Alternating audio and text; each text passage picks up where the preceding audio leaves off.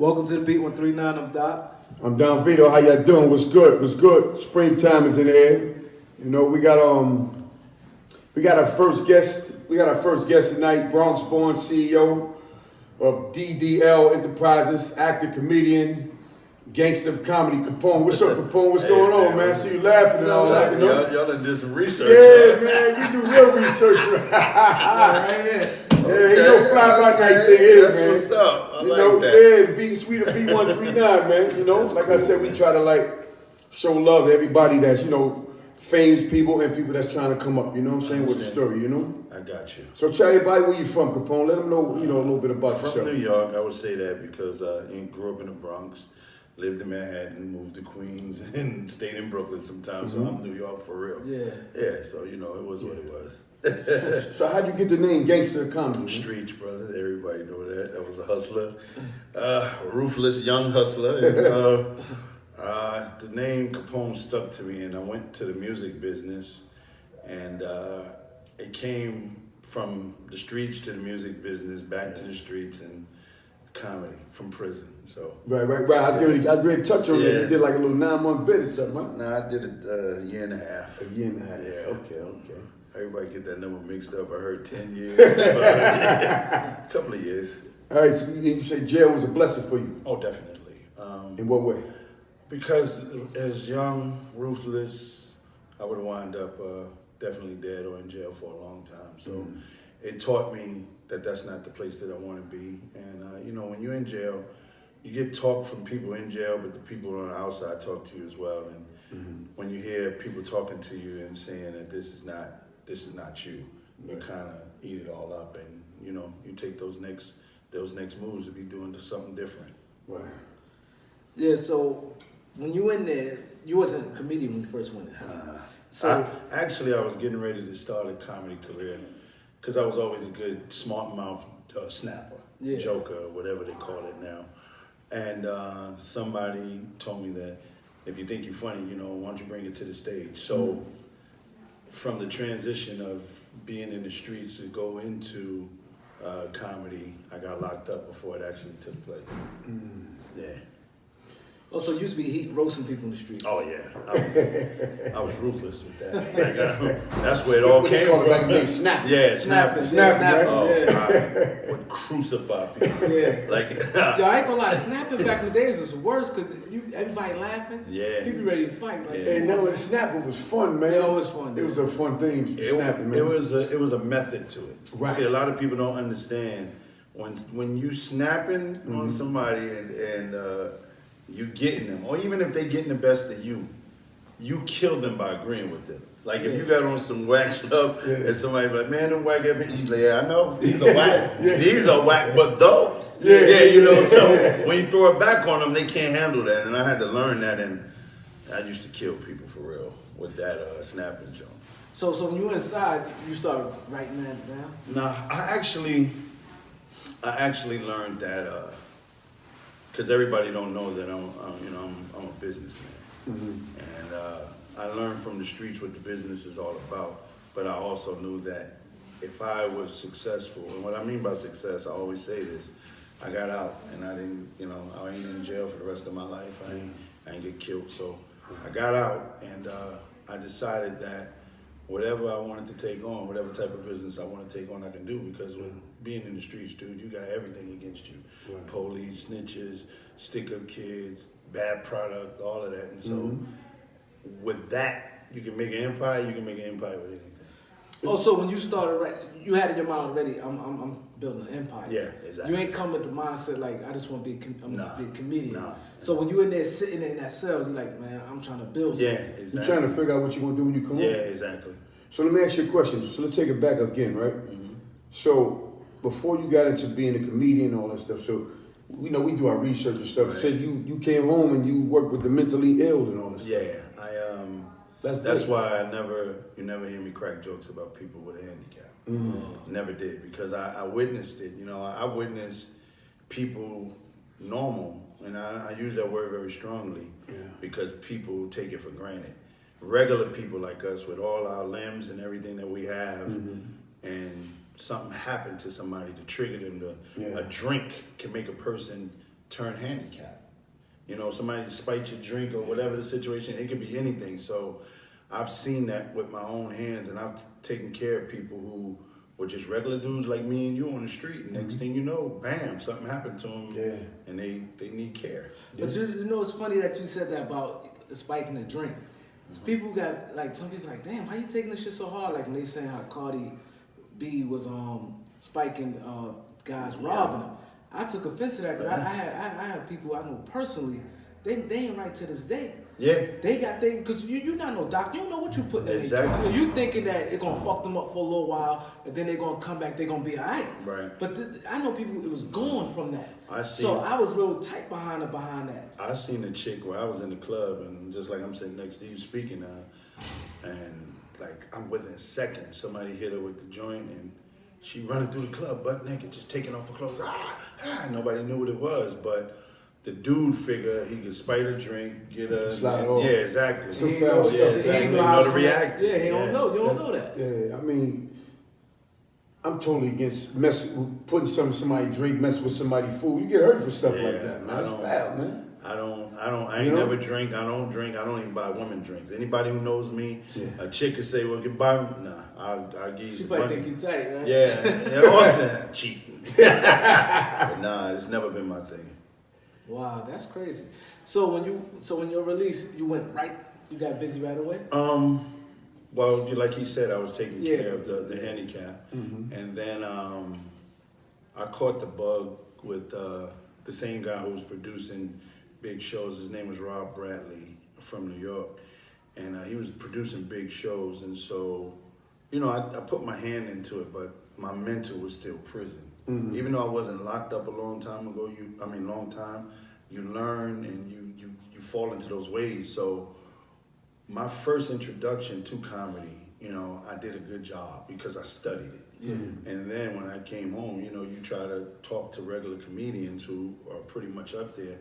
And one of the comedians, you know, tried to make fun of me. He was like, this nigga coming, he did one show and now he trying to do Def Jam and all that. Because I asked him, I said, yo, how you do, you know, how you get on Def Jam? And he was like, this nigga here, you know, trying to make fun of me. Yeah. I wasn't used to that. Yeah. So I pulled him to the side and that prison thing came out of me. I said, dog, I'll murder you, nigga. Yeah, and I was dead serious. I wasn't used to that no more. Yeah. So Right, when he came up, I was like, don't you ever play me like that. And I guess that's where that name really stuck. It was like, this nigga crazy. And then the way you joint, because you be direct. Yeah. You don't, like most comedians laughing, joking. It's like your face and you be like really getting at them. I've changed a lot. You know, I've learned a lot, and throughout the course, the one guy who was with Tracy Morgan when he passed away in the car accident was Jimmy Mack. When I came home, I was rugged. I was rough. You know, you lose your woman, you hear all the rumors and all that type of stuff. So I used to really come at women, and all that, because that's all I knew. And Jimmy Mack pulled me to the side. He said, yo, you got a nice build, you got a nice, women love you when they see you. He was like, just tone it down a little bit. And when I did, that's when I started creating the patterns of learning what women like, you know, when I talk about it on stage or, you know, trying to give fellas some type of advice, because we're in a losing situation. It's every day it's some other dude is with your chick or doing something with your chick because we're not paying attention, and it doesn't seem to stop. Yeah. You see, what I like about you, I see you put a lot of comedians on. Right. Like, I'm like, wow, this guy really, like, a lot of people's like under your umbrella. Yeah. We had on the show Cookie and Kenny Wu. Kenny Wu. Oh, yeah. And they spoke highly of you, like, yo, you know, this guy. Cookie spoke out there? Nah, she did. She Yeah. did. That She was- said y'all had differences, but she said you did right by her. You put it out there. Right. Like, you can have your difference with somebody, but somebody who take a chance on you. See, this is my thing, and don't want to put Cookie on the spot. Right.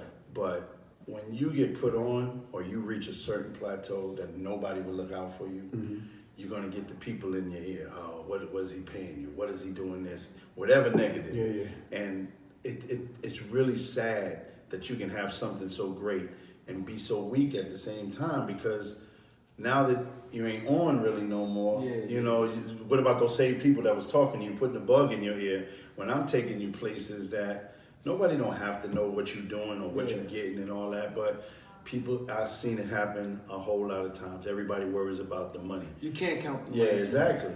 You can't count the Yeah, and it's a problem. Yeah, exactly. Let me ask you a question. What was your first performance ever? Where did it start at? My first performance was there was a college, what was that college on? It's on St. Nicholas. City College? I think that's it, City College. No, the City College on Amsterdam. St. Nick, you saying? That's St. Nick. That's City Not College. City College. No, City College is up the block. Right. The one going like if you're going downtown, there's a college On there. St. Nick? Yeah. They used to do shows there all the time. You sure on St. Nick? It's not City College. It's a little further down. It's connected to the hospital. What's the hospital? St. Luke's?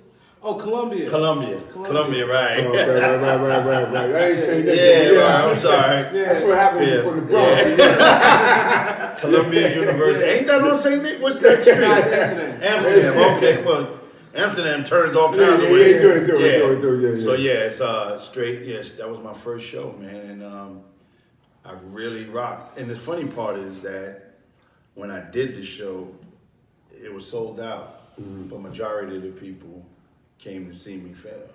Because I was that dude in the streets that snapped on everybody. So we gonna boo this. Yeah, man. But it was. That's why I caught the bug. And I knew that I had something because I never did it before. Yeah. And I was different.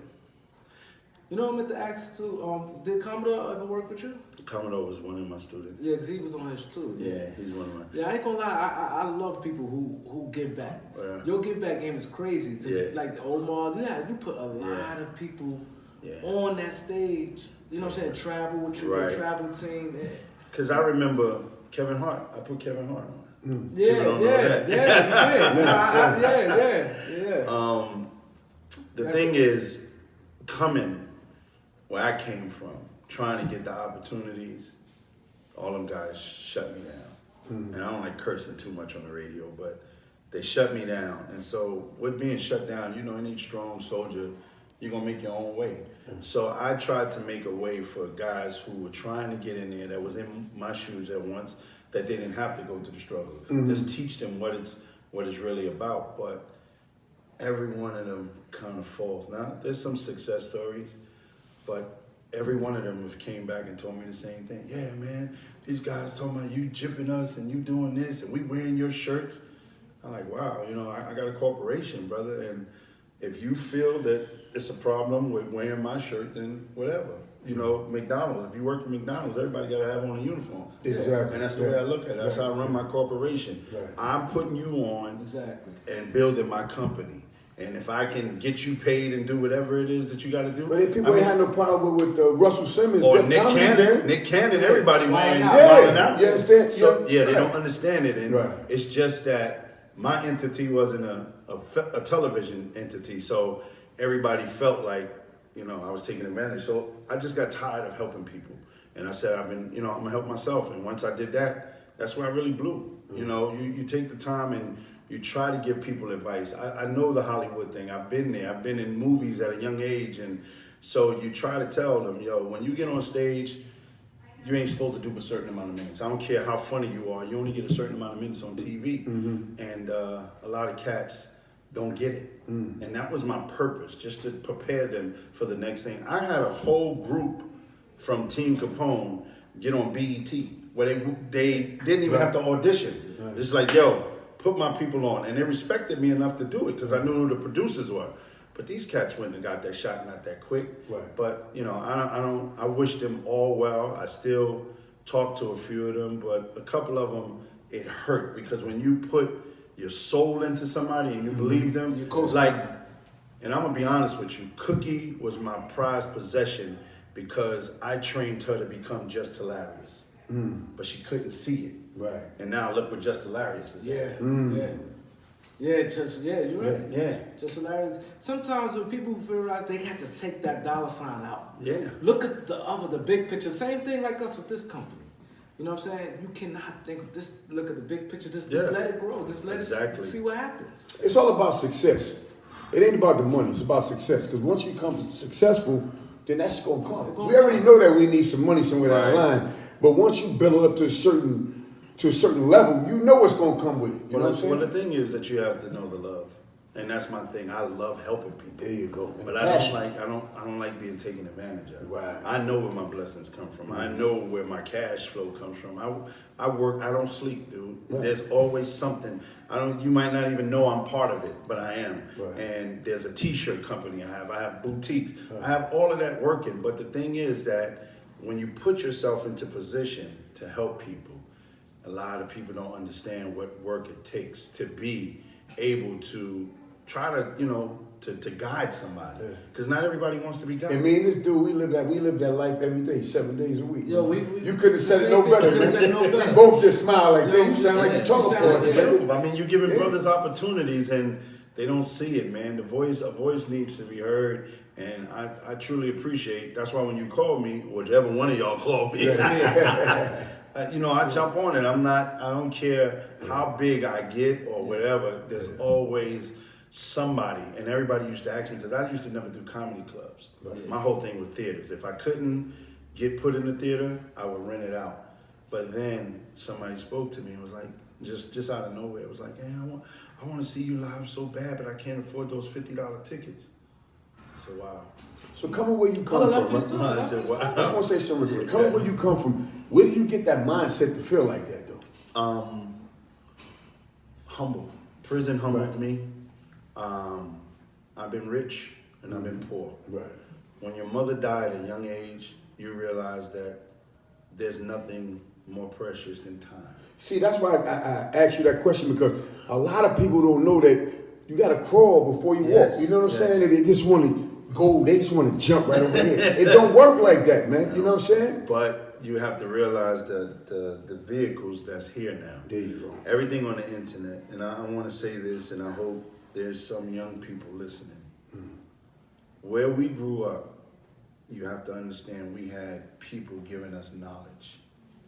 There's no such thing as knowledge no more. There's information. All of these young people are getting information. They turn on their phone, they see what happened, that's it. There's no studying what happened, there's no reason what happened. It's just, okay, we got that. So they got the information and it spreads around. Right. We have people constantly talking to us. Knowledge and wisdom. Exactly. Yeah. And that's a total difference. So when you understand that, you can understand what the difference is. Yeah. So I want you to get back. I think it's important what you was about to get into when you were saying about a lady came to you and said, I can't afford the 50. I think that's important for the listeners. Well, yeah, a woman came to me and was like, I would love to see you.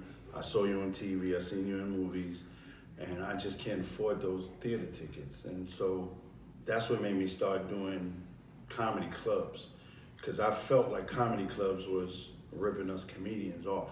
They don't pay a lot, but you get 300 to 400 people a night, and you work from Thursday all the way to Sunday. And those people sometimes get free tickets. So it's a decent price. It's not what I'm used to, but who can put a price on 300 people that you made smile? One lady came to me and was like, you helped me through cancer. See, the stories behind all of this type of stuff, people don't know. And that's the thing that keep you going when sometimes you just want to just lay back sometime and you can't.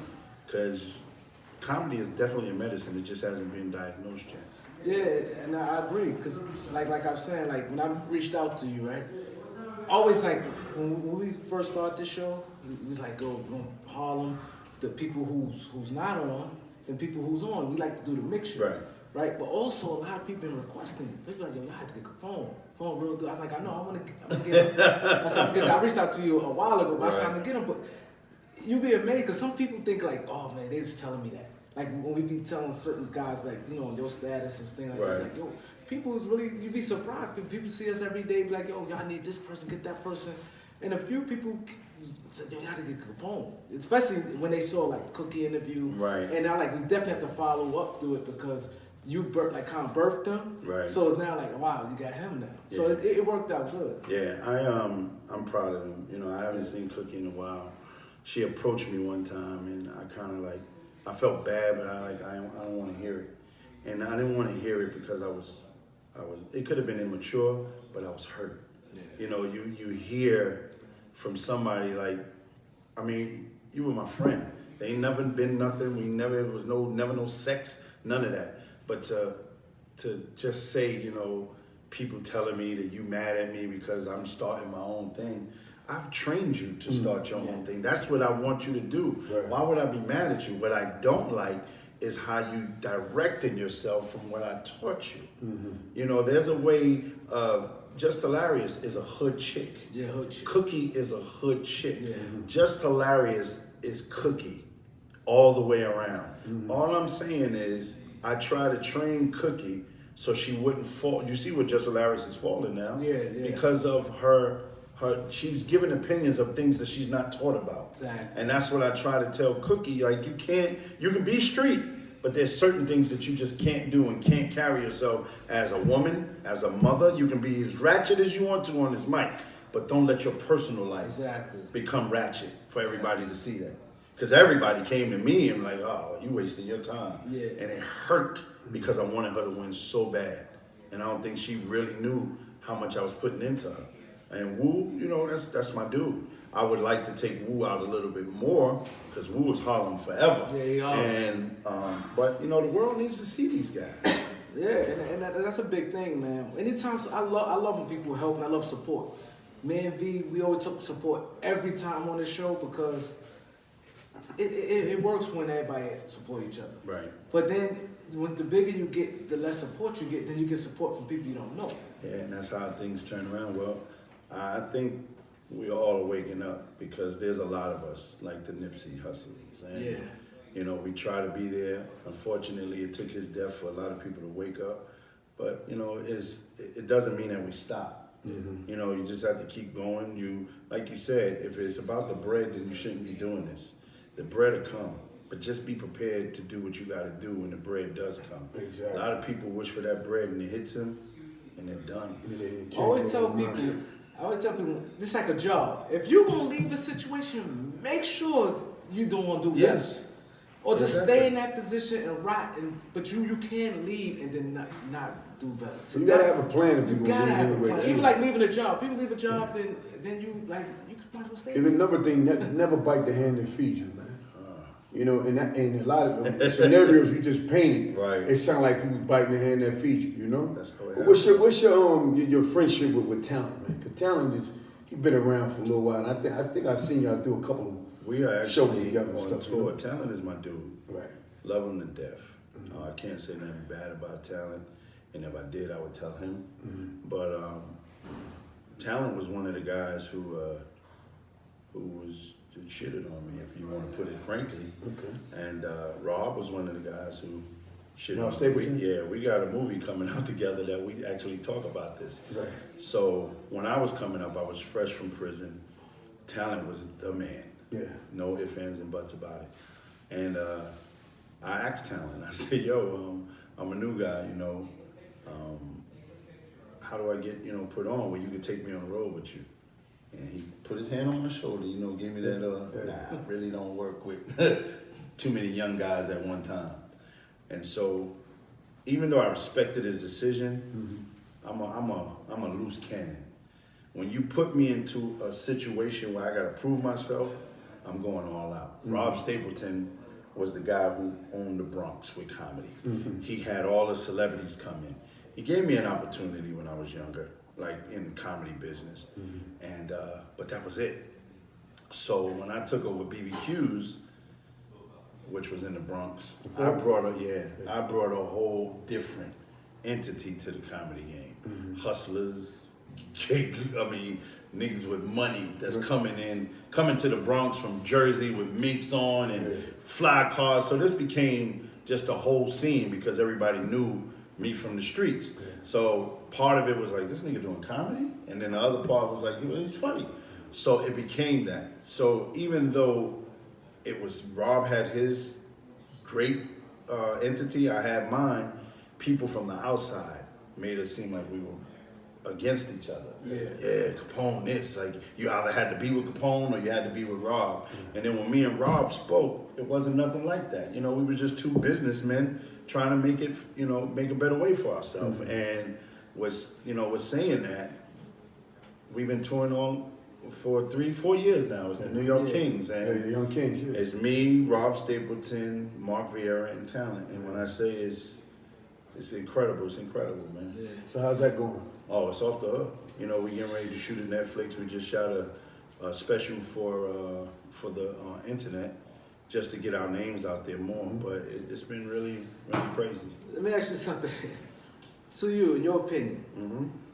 I have my thoughts. Who more funny to you, Kevin Hart or my man Cat Williams? Because we debate about this all the time. Well, I personally say they're two different styles of comedy. Yeah. And Cat Williams is fast paced.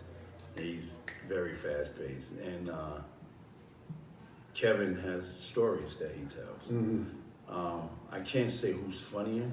The reason I can't say it is because if I say Cat is funnier and you look at Kevin's numbers, Kev has done things that Cat Williams can never do. Right. Or he hasn't done. But I don't think should you say. always go by number. I like Cat better.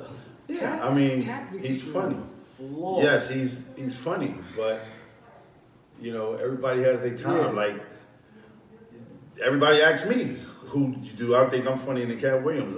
Hell yeah. But I'm not on his form. I can honestly say that I don't think you can't tell me one cat that's funnier than me. And a lot of opportunities, and I'll say this on the air, a lot of opportunities have been taken away from me because these so-called headliners don't want to follow me.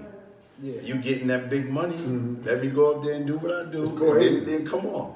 Yeah, they'll tell you in a minute, nah, we can't have Yes, him on go the show. ahead. Yeah, I heard. But the jump on with Doc talking about, this is where I see them two, right? I think Cat Williams is more funny live, but I think Kevin Hart is more funny in films. That's what Well, what Cat Cat Williams definitely more funny live than me. Yeah, but I Cat- say Cat, it's more funny live, Definitely more funny but live. not on film. Kevin Hart wins on film. But there's no Cat But that's don't his have the opinion, that's arsenal. opinion, yeah. Cat don't have the arsenal that Kevin Hart. Yeah, he doesn't, right. Yeah, so it's I made 2 movies, but my movies was funnier than I mean, me and Kevin, we did Paper Soldiers Yeah, together. Paper Right, Soldiers. But it comes with a lot of different entities. Like people talk about Mike Epps. People talk about Tracy Morgan. Yeah. You can say what you want to say about them, and you're entitled to your opinion. But numbers don't lie. Yeah. When they at arena and these numbers sell out, Yeah. it is what it is. I hear what you're saying. Kevin Hart. Like, here's what I just think sometimes some people dislike certain people. I don't Oh, think yeah. all the time necessary that means a person is funny. I can agree I with think you. it's sometimes it's because like to me, I ain't crazy about Mike Epps. And Tracy A lot of Morgan, people say that. Tracy Morgan, I like him as a person, but and I've Right. met him before. He cool as shit. Right. But like I never. I agree with you though. Numbers don't lie though. Yeah, that's Nah, it. but numbers is good, but I don't think that's the end all be all. Let's put it like this for way. instance, you saying to me, I'm not saying this because you here. Right. Like I said, I met some guys and they cool. Right. But you funny to me than both of them. Yeah. They got better numbers. I than would you. agree to that. They got better numbers, so But- that's why I don't always go by numbers. They have an engine. Yeah. An engine. I'll give you an example. The young boy, DC Young Fly. That's my little dude. He talks to me all the time. Cap, what I gotta do, OG, what I gotta do, and all. I give him advice because that's my dude. Yeah. But ask him would he put himself behind me? No, but he's getting booked way more than me because of you have an engine behind you. The popularity comes, and you got to realize times have changed, and I respect that. I'm not going to too much change who I am because of what I built, but at the same time, you have to understand. Like when I was coming in, all of the older cats used to say, y'all niggas wouldn't really be where y'all at if it wasn't for Def Jam, right? So they hated on us a little bit. Yeah, Def Jam is what got y'all niggas up there where y'all need to be. Now we're the old niggas saying y'all niggas wouldn't be nothing if it wasn't for the internet. It's the same cycle. Social media, Yeah, so when I was coming in, everybody wanted to be on TV or in the movies. Yeah. Nobody's going to the movies now. Like- Nobody's watching TV now. And like to me, to be honest, I don't see where the fuck Tiffany Haddish is funny. To me, I don't see it. I just don't see it. Well, Like you said, the numbers. Like, of course, I would rather. well, be- Tiffany she don't do comedy. So when Cat was saying, I was allowing him the whole like, what is she funny? But she's more, she's ghetto. actress. She's actress funny, but Right. she's To not. me, She's not a even comedian. that movie, she like it's just. Now she's not a stand-up comedian. She's actress funny. She was, but And- she didn't get it. She didn't. You're right. She got Right. booed a lot too. Yeah, because She got she's booed a not lot. funny at all to me. Like that's why I said to me, I ain't easy to laugh, I guess, but Do you think there's a lot of hate against comedians? and stuff like that? Oh yes. Yeah. they said it's bad. Yeah, a lot of comedians said it's that's bad. well, They said it's worse than the rap game. Nah, it's about equal. Yeah. Well, you got to realize this. You don't have no standards. You don't have. There's a lot of cats that'll sell their soul for whatever. If you're not funny, who's going to tell you you're not funny if people are paying you to do these shows? Yeah. So the difference is I have standards. I'm not. I'd rather go for free than you to offer me a number and me just to take it. That's not me. But there are people who will say, well, I can't afford Capone, so I'll take this dude and give him $1,000 or $500, and you'll fly all the way to Florida for that $500. And that's how cats are getting put on. They're not really doing that. And I heard an interview today about Rip Michaels saying he's the king of New York because he had 13 rooms at one time. Oh, you're not the king, bro. You're not the king. And I'll just say that, you know, you're entitled to your own opinion, but the three guys that I roll with, hands down, are the true kings of New York because they paved the way for a lot of these cats. He said Mark Vieira, who is the Latin part of the crew, Talent, who's the veteran, and Rob Stapleton, he's been around all of us, and he held it down. He's still holding it down every Tuesday at Salsa Con Fuego. Right. You know, so he's relevant. Those guys stayed relevant when other guys didn't. We never thought we were the funniest. Yeah. Never. Exactly. So I want to touch on that. Now you're doing your own thing. You try to help people. You're not gonna. You don't think you want to get back into that lane, like pulling people back in? I still do, but the thing is, I have a comedian that's under me. His name is Alfred Kanga from Dallas. I started. What's the guy that's on the internet heavy now with the big eyes? Black. No. Damn. Shula King. I'm sorry, Shula. That's my dude. Like I started these guys off, and they still under my umbrella. The one thing I love about them, Shula is huge now. But I say, Shula, I need you on the show, and I couldn't really get it, except for Commodore. Commodore and Wu are still like my dudes. So how you feel about Commodore? Because He's a different type of yeah, comedian. but let me ask you a question, man. He's not live like on the show, but he's big on internet. internet, on social media. Right. And when he was on our show, the phone wouldn't stop ringing. Right. The whole show was like boom, boom, boom, boom, boom. So give me the difference between a dude like him and a dude like you, as far as like did movies and on stage, like. Well, it's like I explained it earlier. Yeah. The thing with information. Yeah. He constantly is on Doing skits. Skits. Right. He constantly making funny situations on the phone. So that's entertainment. It's not like how we used to sit and watch a Living Color for an hour. Right. The kids ain't watching that now. The young guys are not watching that now. Yeah. People Yeah, want to they see on their phone, phone. they like, Yo, yeah. you saw this? Yeah, yeah. And then you spread it around. Yeah. Right. So, I mean, even us older dudes, we doing it now. Right. But some guys mastered it. And when they mastered it, that's, he's one that mastered it. He did it early. He's one that listened. Because out of 20 guys that I had in the class, Right. he stuck to it. Because I taught them that you need to make a presence on the internet. And any one of them will tell you. And the reason why I asked you that question, because like you said to me, it's all about numbers. Too. Right. So, and you see Commodore on Instagram, Right. his numbers is like, whoom. Crazy. But you see it on YouTube, they over here. Yeah. Right. That's why I was like, I'm thinking the YouTube will go the same way the Instagram Exactly. went, but it's we different. post them on YouTube, the numbers ain't go like that on Right. Instagram. He's more known on Instagram. So that means Instagram more local, you say? Yeah, well, Yeah. and You know what I'm saying? YouTube is a bigger It is. foundation. Right. And people actually sit and watch YouTube like it's a TV show. TV show. Yeah. Exactly. So there's more content on there. And when you make it to a YouTube star, the money starts coming. It's a different whole bracket. Yeah. With Instagram, you might get a check or, you know, and I mean that blue check, but you're not really you're not making too much noise. Yeah. You ever thought about opening up a school?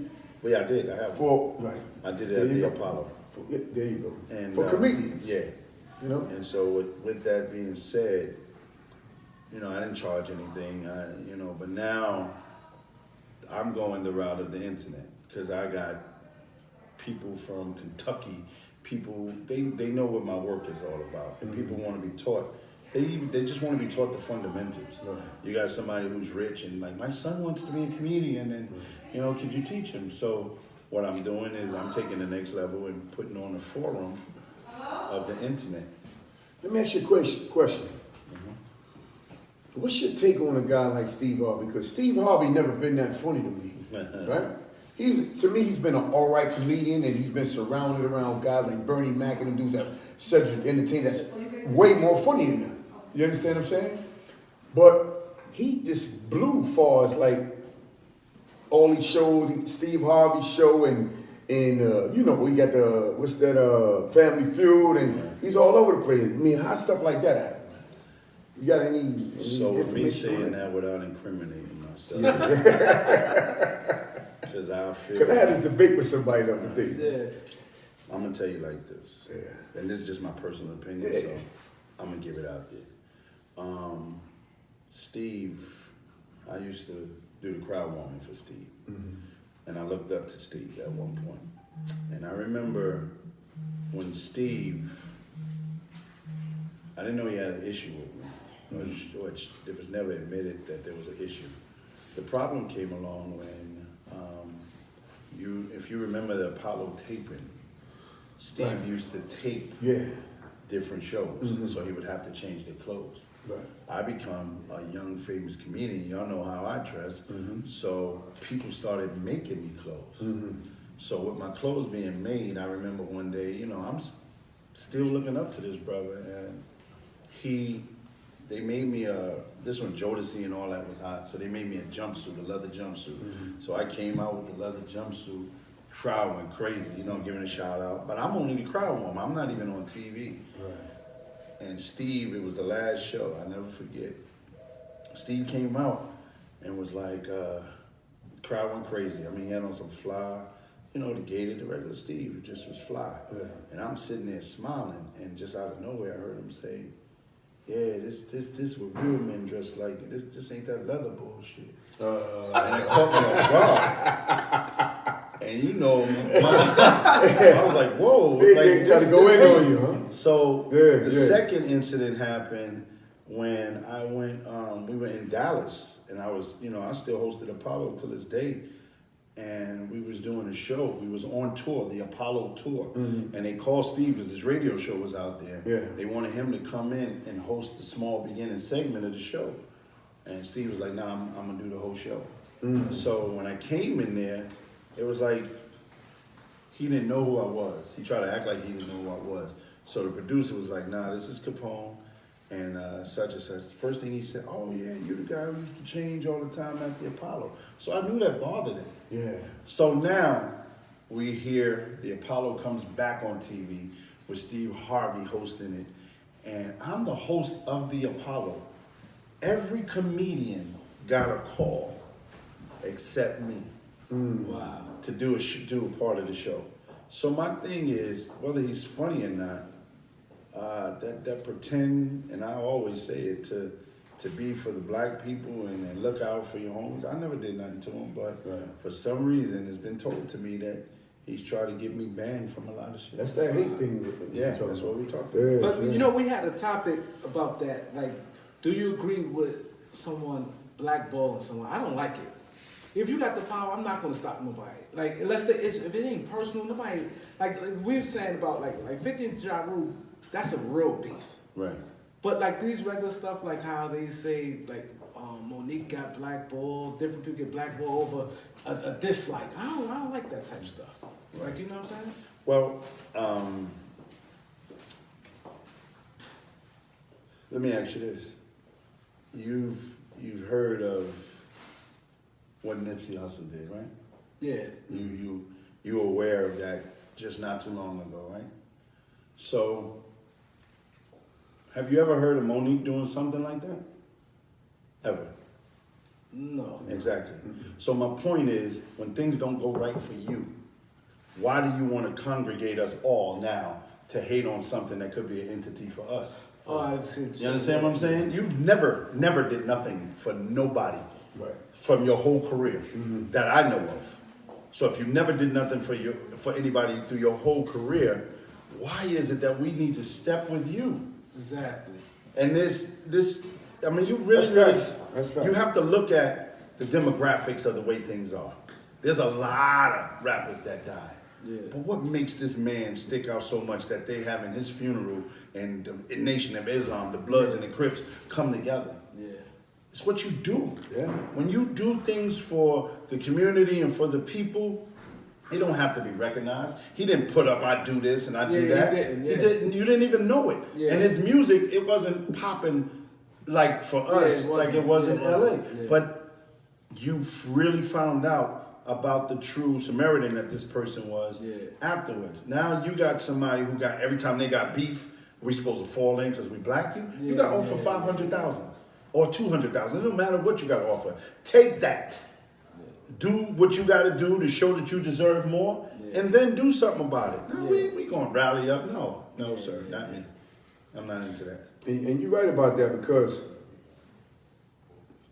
every time I turn on social media, television, whatever, Nipsey, he's still all over the place. Exactly. And he all over the place like he was a Biggie or Pac. Yeah. And he ain't been around that long, but his impact in a shorter time that he's been out there it's been phenomenal, man. Exactly. I totally agree. Because what he did. Like, Yeah. anytime you do for people and like your community. See, But you would have never known it if it wasn't for his death. That's true. Yeah, I didn't know he was doing all that. I didn't even. I heard a couple songs and that was it for me. Right. Now I'm starting to hear all the wonderful things starting to come out. And that's what I honestly, I'm not even gonna lie. I said that's a prophet. Yeah. You got to look at what a prophet. Nobody changes the world like that. And I don't want to speak on the death or nothing like that, but I know it's y'all will find out that it's bigger than what it is. Yeah. Anytime you get somebody who's a street dude to kill somebody, and you running, you ain't got nowhere to run, but you got a top paid lawyer taking your case. Yeah. Wake up. Yeah. Oh, wow. That's true. That's all I'm gonna say. Wake up.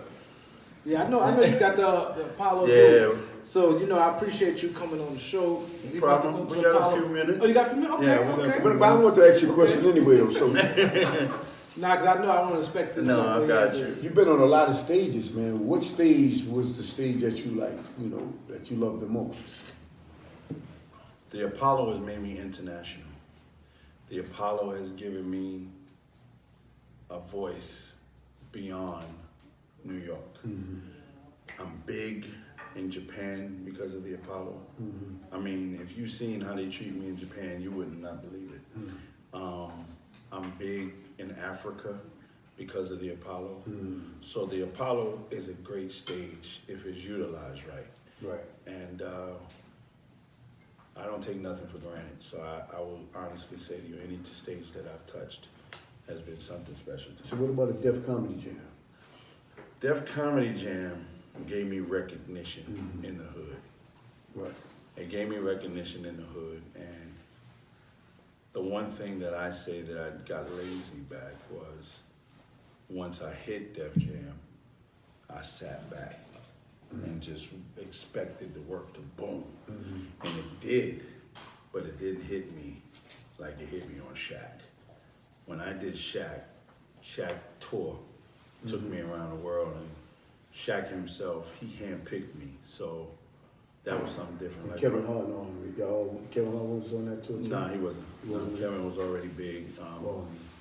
But the person I got to give the most respect to is Damon Dash.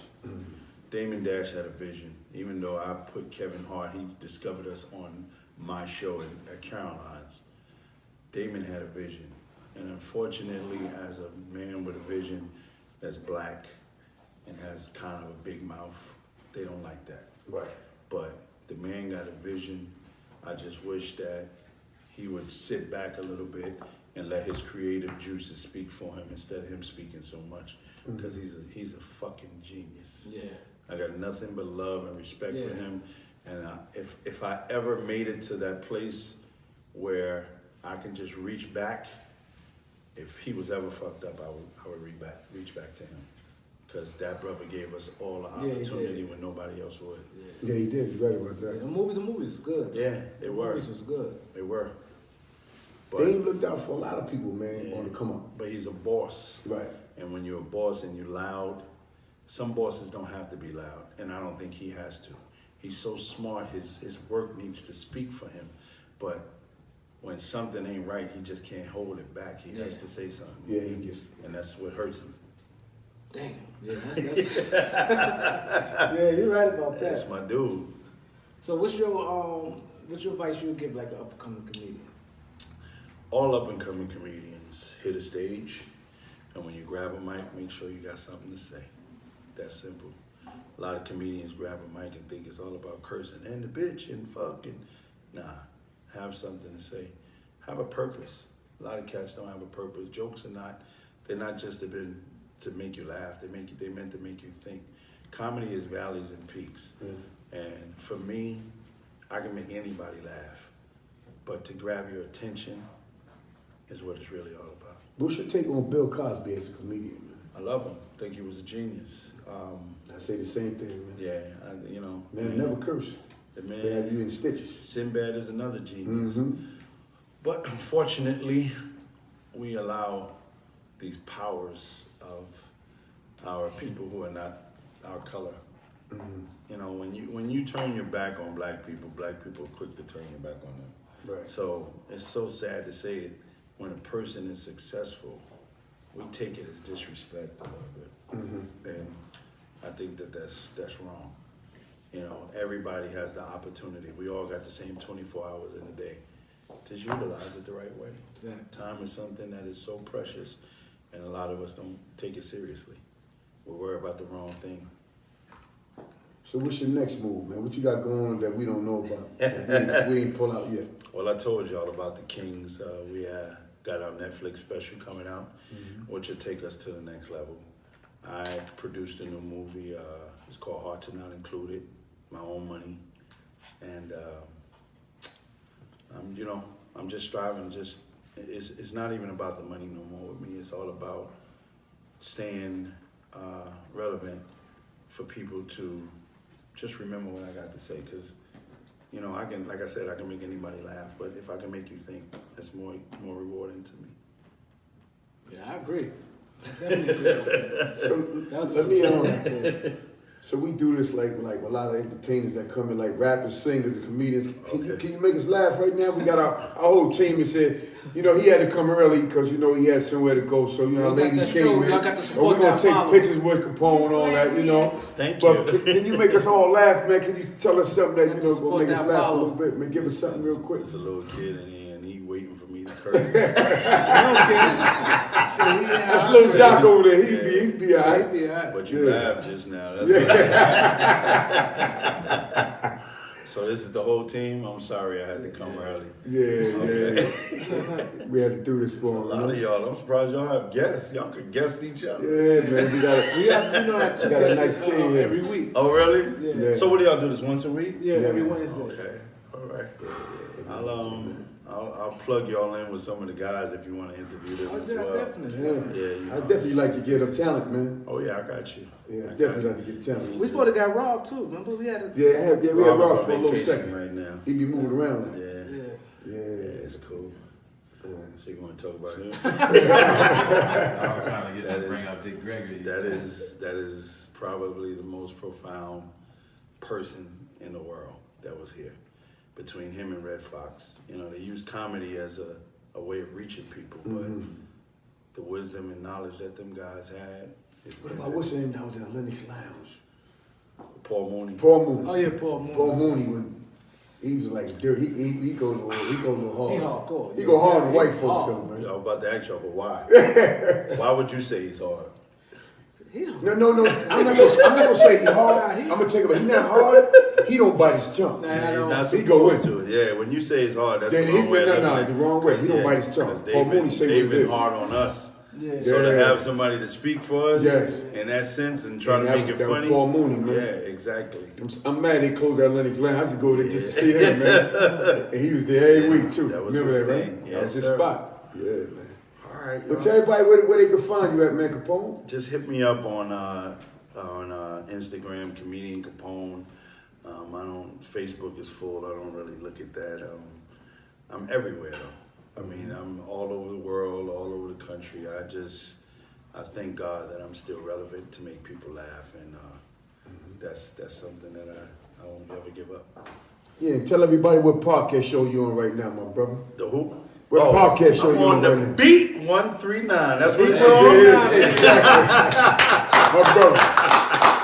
Thank you. Great show, man. There you go. Thank you, My brother. brother, Thank thank you. you, man. That's just great. Thank Thank you, you, bro. thank you, thank you. All right.